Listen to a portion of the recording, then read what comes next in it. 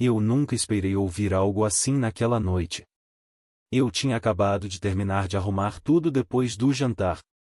Era uma rotina que eu seguia há anos: cozinhar, arrumar a mesa, garantir que tudo estivesse em ordem enquanto minha esposa relaxava depois do trabalho. Eu não me importava. Acreditava que um relacionamento era sobre equilíbrio. Ela trabalhava duro, e eu também. Ajudar em casa não era um fardo para mim, era só o que se fazia quando se importava com alguém. Ela tinha convidado algumas amigas para casa, então eu me afastei, dando espaço para elas conversarem sem se sentirem vigiadas. Eu estava na cozinha, enxaguando os últimos pratos, quando ouvi risadas vindas da sala de estar. As vozes ecoavam facilmente pela casa em São Paulo. Eu não estava tentando escutar, mas quando ouvi meu nome, minhas mãos congelaram na pia. Ele só serve para cozinhar e limpar. As palavras eram dela, da minha esposa. Por um segundo, pensei que tinha ouvido errado. Então, as risadas explodiram, não só dela, mas de todas. Um coro de diversão, como se o que ela disse fosse a coisa mais hilária do mundo. Você tem tanta sorte, disse uma das amigas, Fernanda, entre risadinhas. Eu queria que meu marido só calasse a boca e fizesse as tarefas de casa em vez de reclamar de tudo. É mesmo, acrescentou minha esposa, ainda rindo. Se eu deixar, ele passa o dia inteiro na cozinha, mas ei, pelo menos eu não preciso mexer um dedo. Mais risadas, mais piadas. Eu ouvia elas se revezando, cada uma adicionando algo à conversa, me transformando em uma espécie de piada.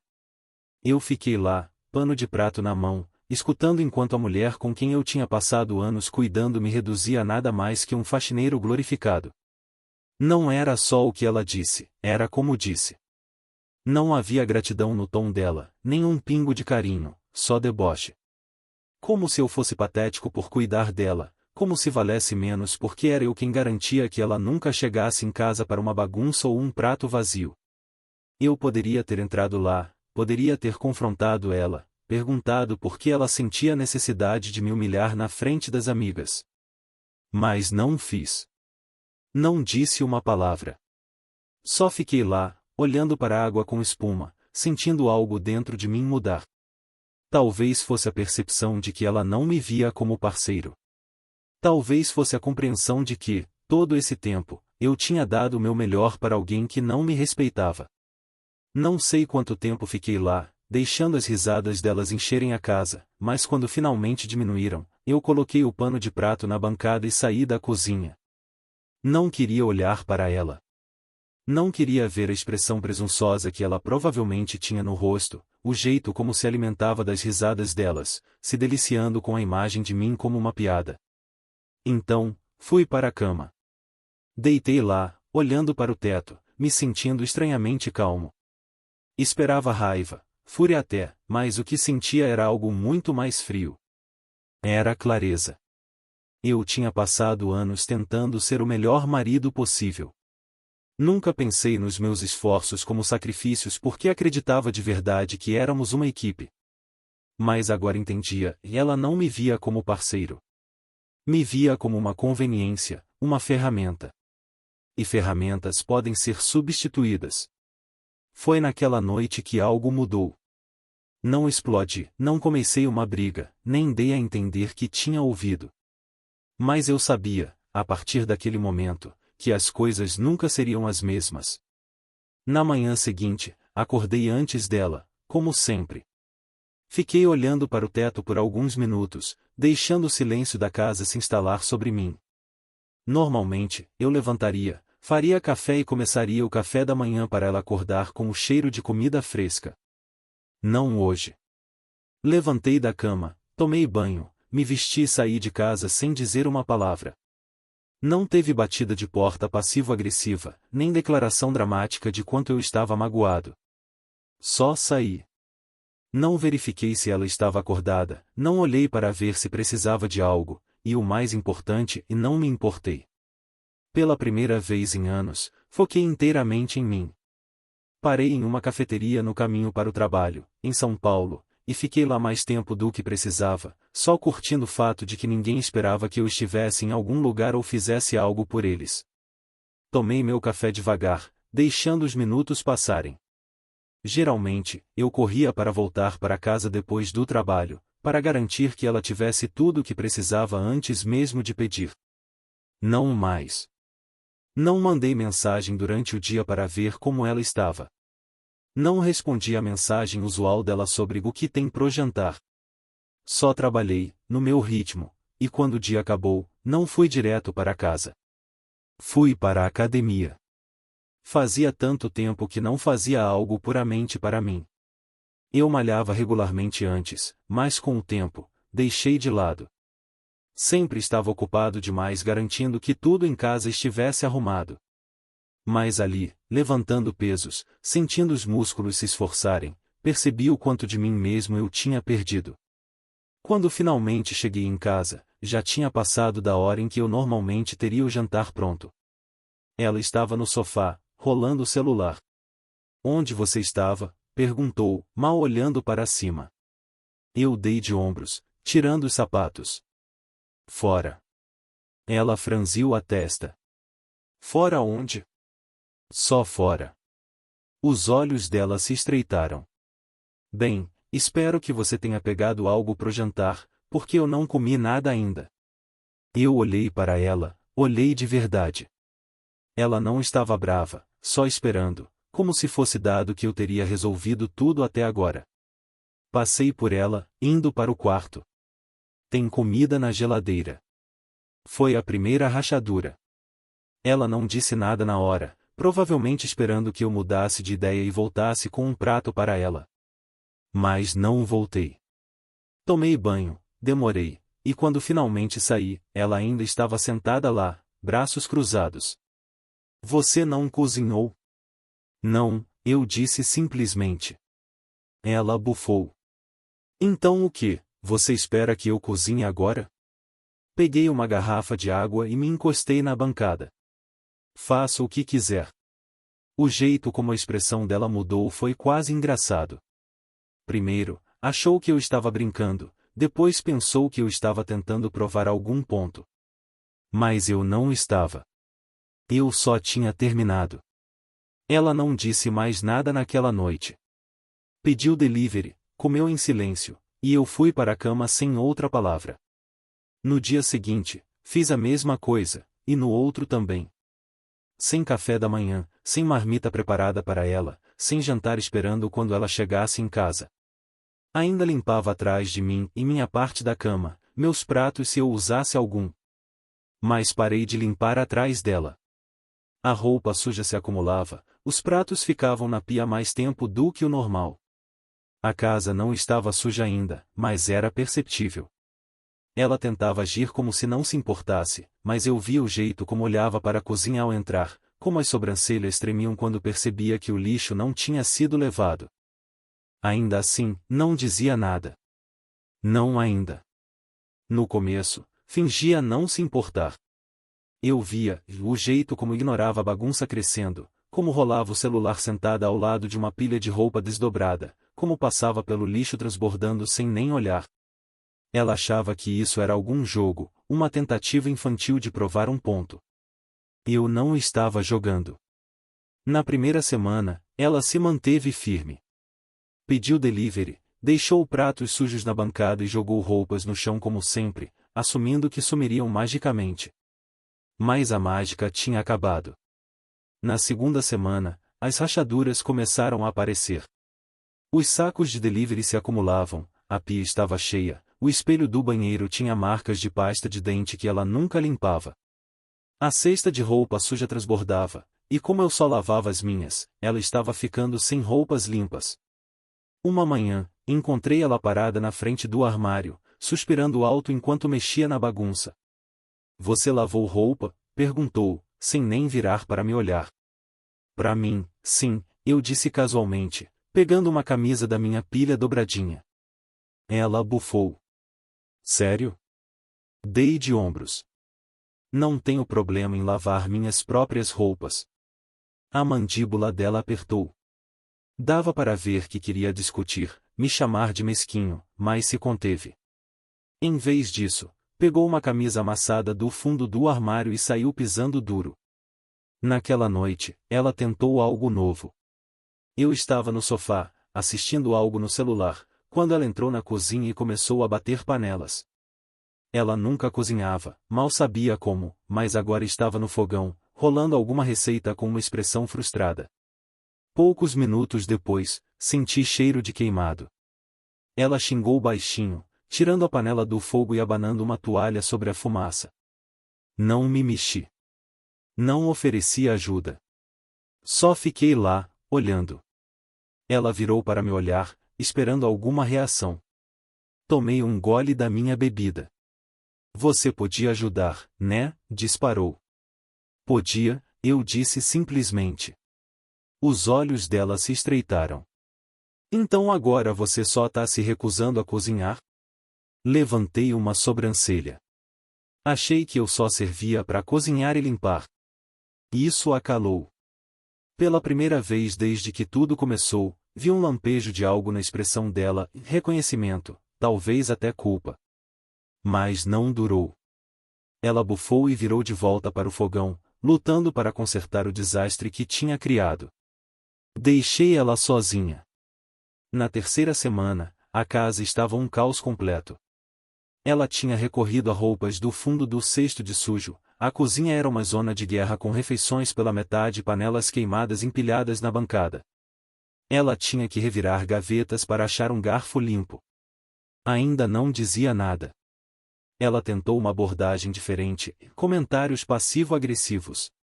Esse lugar tá nojento, murmurou uma noite, empurrando migalhas da mesa. Tá mesmo, concordei, rolando o celular. Ela esperou, esperando que eu reagisse. Não reagi. Você tá sério que tá ok vivendo assim? Perguntou, braços cruzados. Dei de ombros. Eu cuido das minhas coisas. Os lábios dela se apertaram numa linha fina. Isso é ridículo. Então limpa, eu disse, sem nem olhar. Ela não tinha resposta para isso.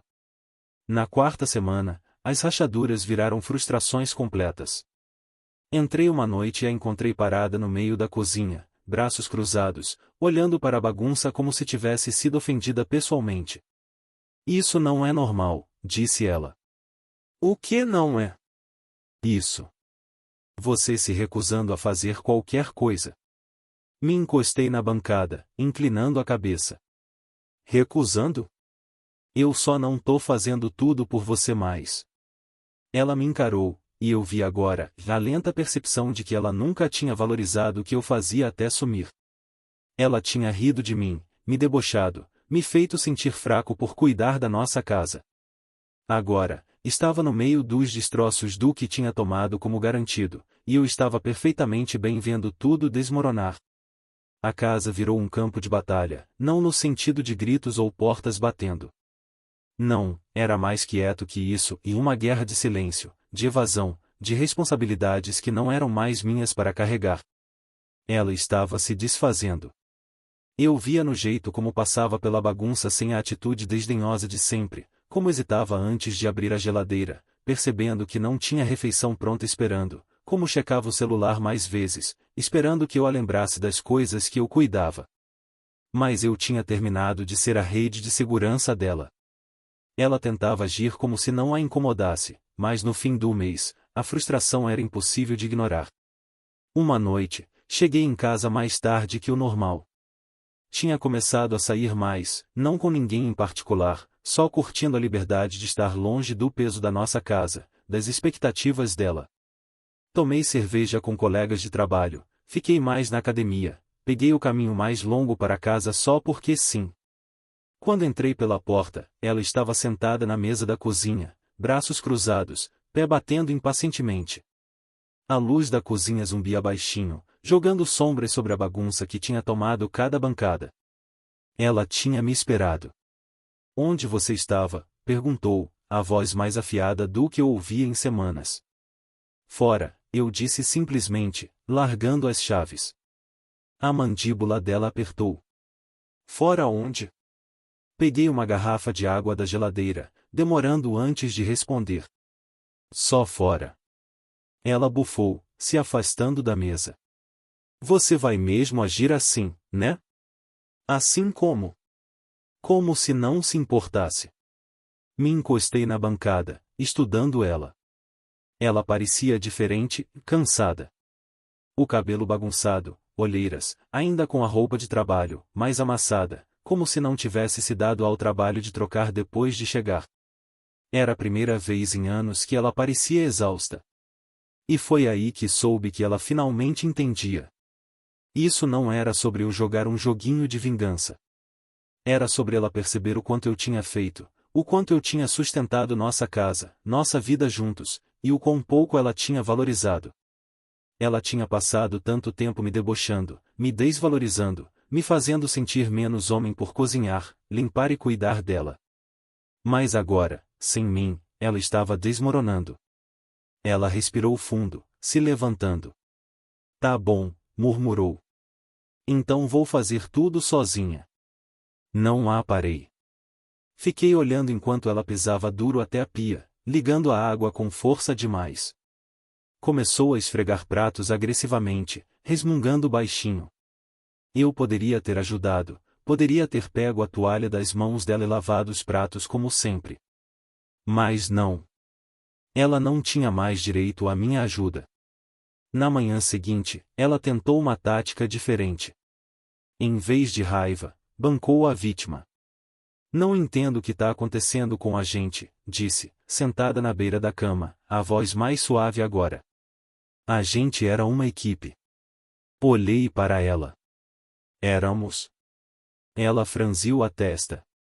Claro que éramos. Balancei a cabeça, me levantando. Não. Eu era a equipe. Você era a espectadora. Isso a calou. Ela olhou para as mãos, cutucando as unhas. Pela primeira vez, não tinha uma resposta sarcástica, nem piada, nem revirar de olhos, nem comentário irônico. Só silêncio. Mas era tarde demais para a reflexão. Eu tinha passado anos sendo que se importava, que se esforçava, que garantia que nossa vida funcionasse. E tudo que ganhei em troca foi deboche, risadas às minhas custas. Agora, ela finalmente sentia o que era estar sozinha, e eu não ia salvá-la disso. Ela estava perdendo o controle. As rachaduras viraram fraturas, e nada de vazão escondia que ela estava lutando. A casa era uma bagunça, ela vivia de delivery e comidas de micro-ondas, e não tinha mais eu para depender nas coisinhas que tomava como garantidas. E, pela primeira vez, eu não estava me curvando para facilitar a vida dela. Ela tentou táticas diferentes nos dias seguintes. Primeiro, me ignorou completamente, esperando que eu cedesse ao silêncio. Depois, voltou aos comentários sarcásticos, revirando os olhos toda vez que tinha que lavar um prato ou levar o lixo. Quando isso não funcionou, começou a agir estranhamente legal, fazendo comentários sobre como devíamos voltar ao normal ou as coisas não precisam ser assim. Eu não dava nada. E então veio o ponto de ruptura. Foi numa sexta-noite, quando dei o golpe final. Eu estava arrumando uma mala, dobrando roupas casualmente, enquanto ela ficava na porta do quarto, braços cruzados. Para onde você vai? Perguntou, o tom mais afiado que o normal. Fora por uns dias, eu disse sem olhar. Ela se enrijeceu. Fora? O que você quer dizer com fora? Zipei a mala e finalmente olhei nos olhos dela. Quero dizer que tô saindo por uns dias. Os braços dela caíram ao lado do corpo. Você vai só sair? Assenti. É. Ela piscou, como se o conceito fosse completamente estranho para ela.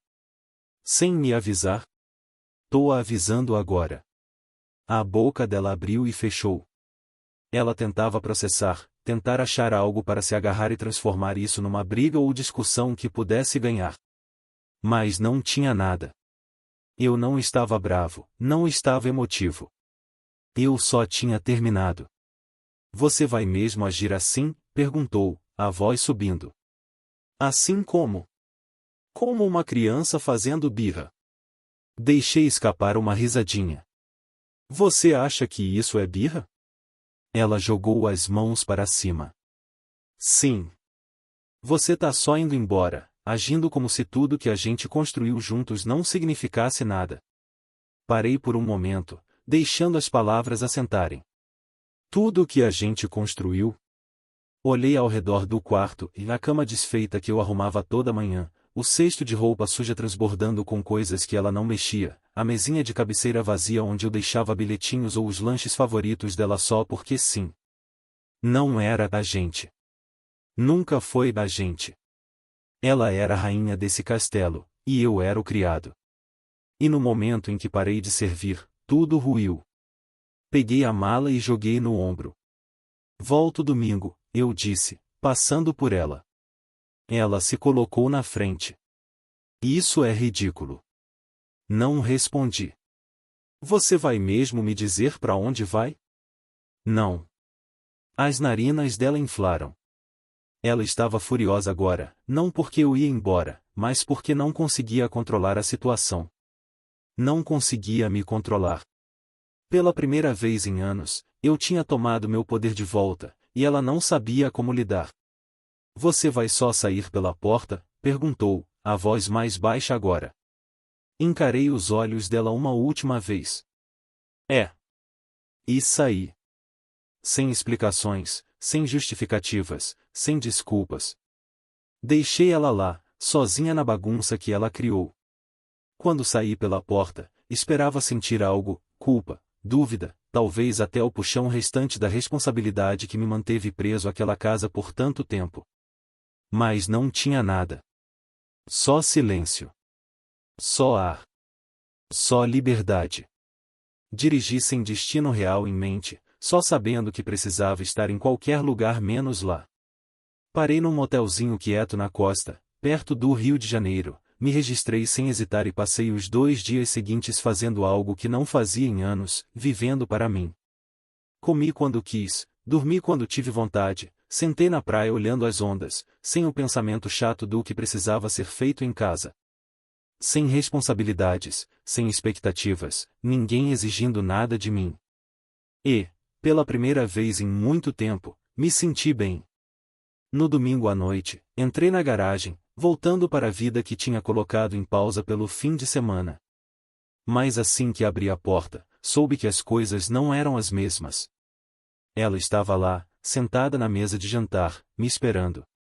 A casa ainda era uma bagunça, e lixo cheio, pratos empilhados, e um cheiro fraco de comida velha no ar. Ela não tinha consertado nada. Não limpou, não assumiu responsabilidade pelo desastre que deixou acontecer. Só esperou por mim, para as coisas voltarem ao normal, para eu arrumar tudo como sempre. Se divertiu? Perguntou, a voz seca, inexpressiva. Larguei a mala. Sim, me diverti. Ela se recostou na cadeira, cruzando os braços. Deve ser bom só deixar tudo para trás. Olhei ao redor da casa, para o caos que ela deixou piorar, e encarei os olhos dela. Foi. Algo no rosto dela mudou. Vi então, em a percepção de que eu tinha mudado de verdade, que não estava só tentando ensinar uma lição, que não esperava um pedido de desculpas para consertarmos. Eu tinha terminado. A confiança dela vacilou pela primeira vez. Tá bom, disse, pigarreando. E agora? Você fez seu ponto. Podemos parar com esse joguinho idiota e voltar ao normal? Expirei devagar, então fui até a mesa. Tirei um envelope da mala, coloquei na frente dela e deslizei pela superfície. Ela olhou para ele. O que é isso? Papéis do divórcio. Ela não se mexeu, não falou, só ficou lá piscando, como se não tivesse ouvido direito.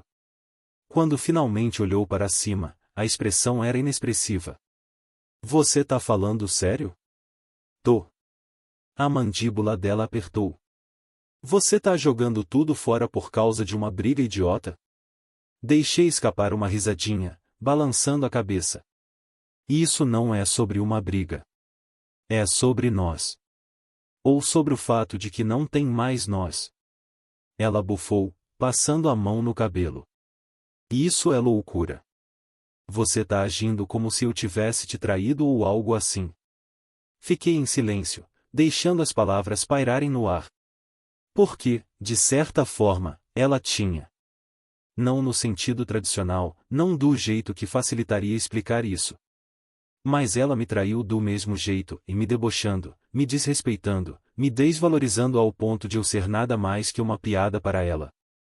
Ela matou nosso casamento com risadas, e agora tinha que viver com as consequências. As mãos dela se fecharam em punhos na mesa. Você vai mesmo fazer isso? Vou, eu disse, voz firme. Vou sim. Ela engoliu em seco. Dava para ver o orgulho dela lutando contra algo mais profundo e medo, talvez.